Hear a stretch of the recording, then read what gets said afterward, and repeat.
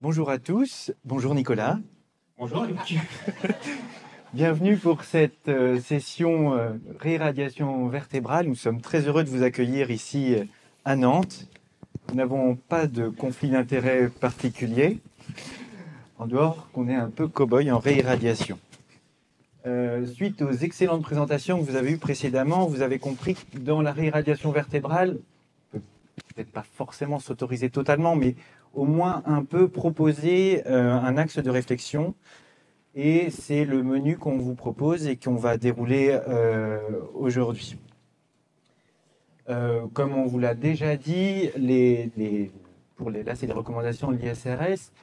On voit que notamment la réirradiation et la stéréo est recommandée, mais qu'il est nécessaire d'avoir des données quand même de plus haute qualité. Alors là, c'est un parti pris. J'ai mis tout en équi des deux. Dans l'arbre que vous aurez à la fin. Vous pourrez faire, si ça vous voulez, vous pouvez faire une photo. C'est un choix juste comme on navigue un peu dans l'inconnu, au moins ça nous ramène à un truc qu'on connaît à peu près tous. Mais Luc, je crois que dans la salle, il y a des personnes qui sont quand même habituées au BED. Est-ce que tu n'aurais pas un moyen de calculer facilement les BED à partir des écus des deux, ou vice-versa? Pour vous, mon cher Nicolas, j'en ai un. Ah, merci. Comme l'a dit Marie-Pierre tout à l'heure, on va utiliser un alpha-bêta pour le système nerveux central à 2. Et donc, on est tous très forts en maths, on fait x2. Et maintenant, mon cher Nicolas, vous allez pouvoir détailler cet arbre. Et quelles sont les premières questions que vous vous posez quand vous recevez un patient dans votre belle ville de Saint-Malo?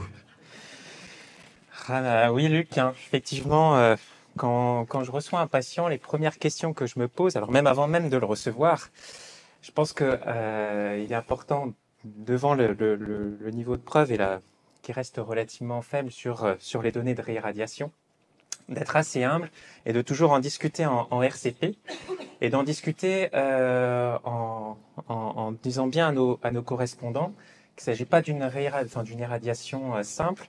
C'est vrai qu'ils sont assez peu habitués à ce qu'on ait des effets secondaires ou des séquelles. Donc en tout cas, pour discuter d'une réirradiation en RCP, il est important de bien exposer ça. Et puis le patient aussi, surtout. Si typiquement on se rend compte, ce qui arrive parfois, que voilà, on va être finalement plus sur une réirradiation qu'attendue initialement, je pense que c'est bien de revoir le patient avant de débuter le traitement pour lui dire que effectivement ça va peut-être être plus compliqué que prévu. Donc c'est une décision partagée. Dans le processus un peu de cheminement pour voilà, discuter de la réirradiation, ce qui est important, c'est vraiment ça, je pense, en premier lieu, c'est la tolérance de la première radiothérapie. Alors, autant parfois ça peut se voir en ORL, voire parfois sur un sein, sur la fibrose. On a discuté tout à l'heure, malheureusement sur la moelle, on n'a pas de moyens actuellement pour savoir comment elle a été tolérée. Mais voilà, en tout cas, c'est un premier point, c'est un peu la radiosensibilité du patient empirique. Voilà, savoir s'il y a des alternatives en termes de chimiothérapie, voilà, de chirurgie, des essais thérapeutiques. Est-ce qu'on est dans un cadre curatif, palliatif? Quelle technique on peut utiliser? Et puis, voilà, quelle toxicité on est prêt à accepter. Donc, pour placer un peu les différentes situations, je pense qu'une première situation et une première question à se poser devant le patient, c'est quelle est son espérance de vie potentielle pour guider un peu notre raisonnement. Alors, on va se mettre dans un premier temps dans une situation où très palliative, hein, patient qui vient pour des douleurs, on identifie la vertèbre, le patient a déjà été irradié il n'y a pas si longtemps. Voilà, qu'est-ce qu'on peut lui proposer sans prendre trop de risques? Bon, voilà, typiquement dans ces patients-là, on a un essai randomisé qui nous disait, donc pour une douleur persistante définie comme une EVA supérieure à 2 sous antalgique 4 semaines après l'irradiation, voilà, on peut lui faire 8 grès sans souci. Donc c'est l'étude de Shaw de 2014 qui montrait la non-infériorité d'une fraction unique de 8 grès par rapport aux 20 grès en 5 sur notamment le contrôle de la douleur de l'ordre de 80%, avec un contrôle local de 50% chez des patients qui ont une espérance de vie assez limitée. Mais bon, en tout cas, on arrive à bien contrôler la douleur et c'est quelque chose qui est tout à fait envisageable chez ces patients-là. Maintenant, si le patient a une espérance de vie un petit peu plus attendue, plus importante, et qu'on a envie d'être un petit peu plus ambitieux dans notre intention et dans notre contrôle local, on va être obligé de monter un peu en dose. Et pour ça, ce qu'on utilise, on a parlé plusieurs fois, les contraintes de Nieder. Donc à savoir la dose totale de 67,5 en EQD2, donc 135 Gray en BED. En respectant un délai de 6 mois et une dose max de 49 Gray dans une des deux irradiations. Et donc voilà, pour illustrer ce concept, je propose de rejoindre Luc. Je crois qu'il voulait nous parler d'une patiente. Oui, Nicolas. Tout à fait. On se retrouve pour cette jeune femme de 31 ans, cancer du sein, RH+, HER2 3 croix, T2N1. 2018, première radiothérapie adjuvante, sein et aire ganglionnaire, 50 Gray, 25 séances, en fraction de degrés. La moelle a reçu 19 Gray à 0,03 cc. On va faire un peu de calcul. On divise 19 par 25 séances, ce qui nous fait 0,76 Gray par séance. La formule de l'EQD2 que vous avez déjà vue plusieurs fois. Donc on prend la dose totale reçue par la moelle, 19 Gray, multipliée par la dose par fraction qu'elle a reçue, 0,76, plus l'alpha-bêta, on a dit pour le système nerveux central, 2 Gray, qu'on divise par les 2 Gray pour avoir l'EQD2, plus l'alpha-bêta, donc 2 Gray. Ça nous fait 13,11 Gray. La deuxième irradiation... Deuxième irradiation, Luc. Vous êtes ému, Nicolas? Ah oui. 3 ans plus tard, vous voyez qu'on a le délai de 6 mois qui est largement respecté. La première irradiation, on était en dessous de 49 Gray. Donc je reprends le petit encadré en haut là.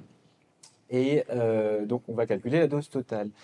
Là, pour cette deuxième radiothérapie, de T2 à T4, on fait un 20 Gray 5, dose par fraction 4 Gray, ce qui nous fait dans l'EQD2 la dose totale 20 Gray fois 4 plus 2, la dose par fraction plus alpha-bêta, divisé par 2 plus alpha-bêta, et ça nous fait 30 Gray.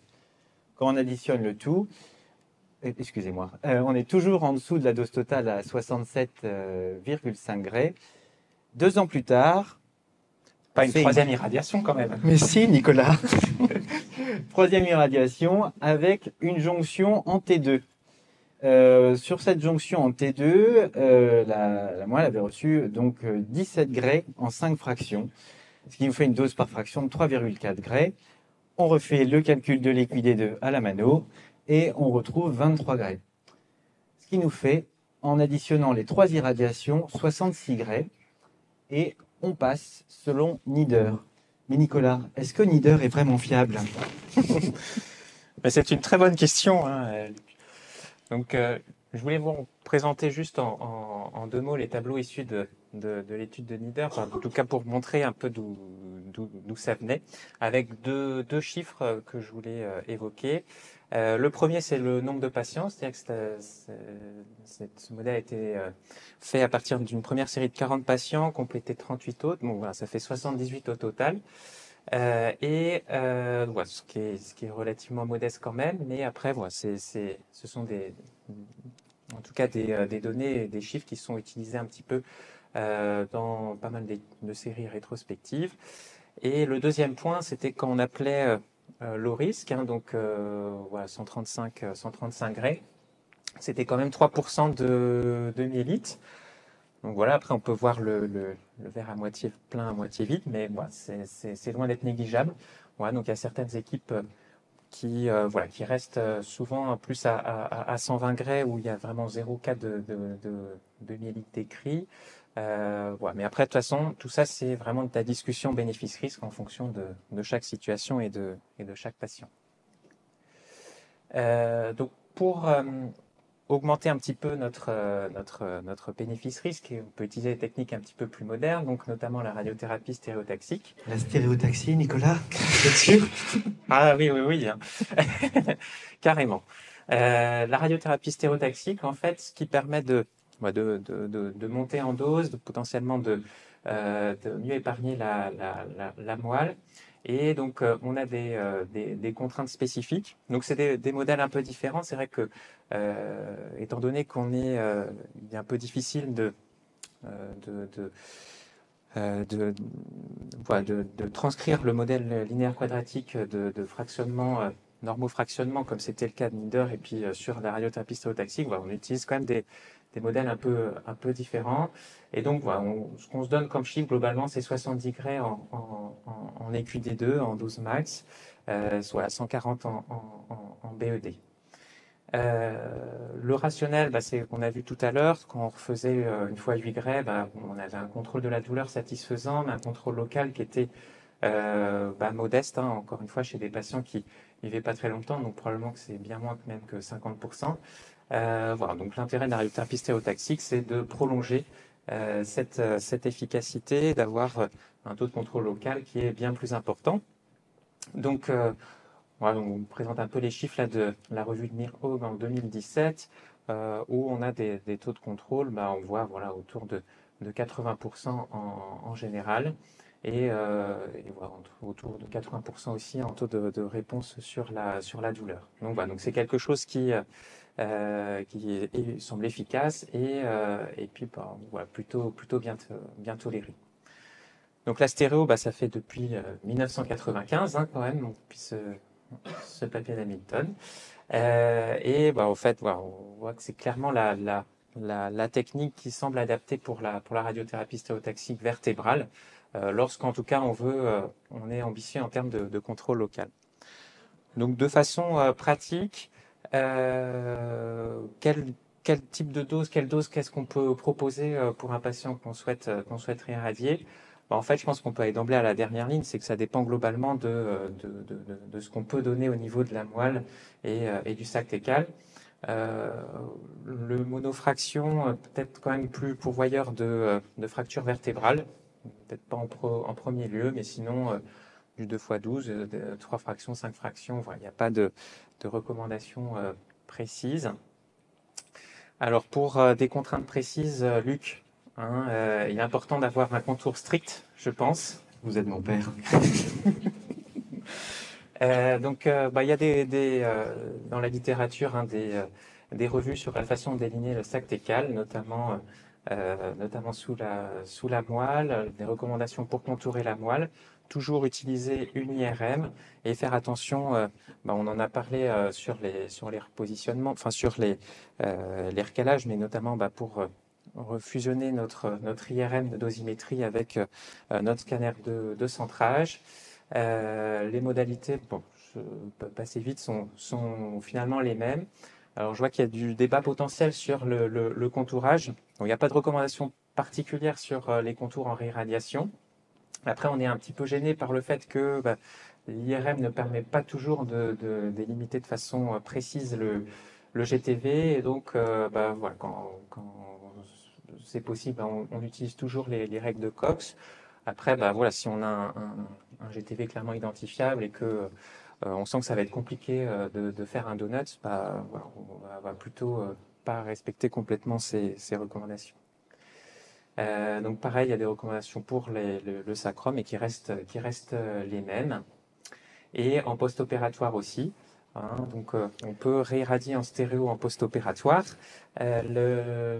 Ça prend même tout son sens étant donné que voilà, en discussion pluridisciplinaire, il peut être évoqué de libérer de l'espace pour la moelle et ainsi de nous permettre de mieux traiter notre volume cible avec une épargne plus facile de la moelle. Donc voilà, la combinaison finalement chirurgie-radiothérapie peut être une bonne opportunité pour traiter les patients déjà précédemment irradiés. Luc, j'avais une petite question. Et les épidurites, qu'est-ce que tu en penses? Vous êtes joueur. Question difficile. La question là, surtout, c'est de proposer comment éviter l'échec de l'irradiation. Parce que au final, pourquoi il faut bien travailler sur la maladie épidurale? C'est une maladie qui est souvent agressive et la cause la plus fréquente d'échec, c'est quand même la rechute épidurale, que ce soit en post-opératoire, en de novo ou en retraitement. Donc l'idée, c'est que quand il y a une réirradiation en stéréo, il faut bien quand même irradier l'épidurite, parce qu'on sera peut-être la dernière fois qu'on pourra y retourner. Quelle est justement la définition de l'échec? Alors après, déjà, tout n'est pas toujours un échec. Il y a parfois de la pseudo-progression, notamment d'environ 37% des cas. On voit qu'il y a une augmentation du signal qui régresse au cours du temps. Je sais qu'il y a des radiologues très brillants dans la salle qui pourront vous expliquer ça bien mieux que moi. Ou alors la progression qui est une augmentation plutôt continue du signal. C'est pour ça qu'il y a eu des guidelines spinaux qui ont été faites après stéréotaxie vertébrale. Alors on parlait tout à l'heure de la fréquence d'évaluation des examens. Là, il le propose, donc le follow-up, une IRM tous les 2 à 3 mois après la stéréo pour la première année en gros, et tous les 3-6 mois après. Une stéréotaxie après stéréotaxie. Là, oui, quand même. Quand même. Dans cette méta-analyse de Hashmi, enfin, pas la méta-analyse, c'est une synthèse, il y a 247 tumeurs, 215 patients. Ils ont fait 2 fois de la stéréo. Le temps entre les deux, c'était 13 mois à peu près. Dose cumulée à la tumeur en EQD2, 68 Gray. Dose cumulée en EQD2 en Dmax à la spinal cord, 60 Gray. Le bon contrôle à 1 an avec environ 80%. Pas de toxicité surajoutée. Par contre, il faut se rappeler que ça reste des patients graves. La survie, elle est mauvaise parce que les patients sont graves. On a une OS à 50% à 1 an. La La donc là, vous voyez que ça fait 3 radiothérapies. D'abord, une conventionnelle, une première stéréo. Il s'autorise de 2 fractions où ça passe au niveau des... Surtout, là, c'est les fractures. Et après, la deuxième stéréo, c'est 4 fractions, justement, pour limiter ce risque de fracture. Donc, vous pouvez nous en parler, Nicolas ? Oui, bah, effectivement, merci Luc. Donc, en termes de toxicité de la réirradiation, ce qu'on retrouve le plus souvent, ça reste finalement la fracture vertébrale. Alors probablement pas un taux beaucoup plus important qu'en primo-irradiation, mais voilà, c'est le principal effet long terme. Le taux de myélite, relativement faible également, et voilà. Donc ça, c'est vrai que ce sont des complications chroniques tardives, donc il faut bien avoir en tête et à peser donc dans notre balance bénéfice-risque en fonction du pronostic du patient. Donc en termes de fréquence, voilà, les fractures c'est à peu près 10%, les radiculites, plexopathie, finalement relativement faible. On a dit tout à l'heure que en fait on n'aurait pas forcément les racines nerveuses, mais en tout cas on retrouve assez peu de toxicité, puis les myélites en général inférieur à 1% en réirradiation. Alors les autres facteurs de myélite, on a dit, voilà, la moelle étant un organe en série, on garde la dose max forcément. Après il y a d'autres facteurs, mais finalement qu'on a déjà détaillé tout à l'heure, l'effet Schauer, on en a parlé, voilà la dose de moelle, la quantité, le volume de moelle irradiée, avec en plus un effet des doses intermédiaires, l'intervalle entre les fractions, voilà, peut-être un jour sur 2 ou une fois ou tous les jours, peut-être que ça a un impact aussi sur les complications, le diabète, hypertension, tabac, voilà, donc tout ça c'est la sensibilité intrinsèque à la radiothérapie, de nouveau, ou alors liée aux comorbidités. Voilà, tout ça c'est les toxicités antérieures. On va partir sur le dernier cas clinique et pour conclure, rapidement, c'est juste pour rappeler la mécanique toujours de calcul. Cancer du sein gauche chez une femme de 64 ans, RH négatif, HR de 3 croix, d'emblée métastatique. Au moment où elle a besoin d'une radiothérapie, elle est en deuxième ligne par TDM1. La première radiothérapie, c'était en 2022. T8 à T10, 20 Gray, 5 fractions, une dose par fraction, une 4 Gray. Le calcul de l'EQD2 qu'on connaît maintenant. Qui nous fait 30 Gray d'EQD2. Donc vous voyez qu'on est dans la partie droite, ça marche ce truc, ouais. Là, où on est du coup à plus de 20 Gray sur la première irradiation. Deuxième irradiation, on est dans cette partie-là. On va faire une stéréo, 35 Gray, 5 fractions. La dose OPRV spinal cord de 16 Gray qu'on divise, donc 3,2 Gray. Pareil, qu'on retrouve là dans le calcul de l'EQD2, ça nous fait 21 Gray. Et on voit que là, on a respecté les intervalles de temps avec plus de 5 mois entre les deux. La dose par fraction, on était toujours par séance en dessous de 30 et la dose totale à 51. Pour discuter les sujets de discussion, on en a déjà beaucoup parlé déjà ce matin. Les organarismes, on sait qu'il y a la moelle avec la myélite, mais il ne faut pas oublier l'os en lui-même pour les fractures et les plexus notamment. La difficulté de la délinéation de la moelle et le diagnostic de l'échec, parce qu'il y a beaucoup de pseudo-progression après une stéréo vertébrale. D'où la stratégie que je vous ai montrée à droite et notamment le PHRCI que Loïc a déposé sur les stratégies pour éviter de réirradier en augmentant la dose. Lutter contre la dose. Take-home message, balance bénéfice-risque à évaluer au cas par cas avec dans les situations palliatives les oligométas, élargissement des indications de réirradiation et la réponse d'environ 50% pour l'antalgique, c'est bien mais pas top. Il y a de la place pour l'amélioration, d'où la SBRT qui fait mieux. Et la nécessité forcément de données randomisées de bonne qualité, et notamment aussi sur la douleur et les questionnaires. Il faut que les questionnaires soient bien propres pour pouvoir avoir des données solides.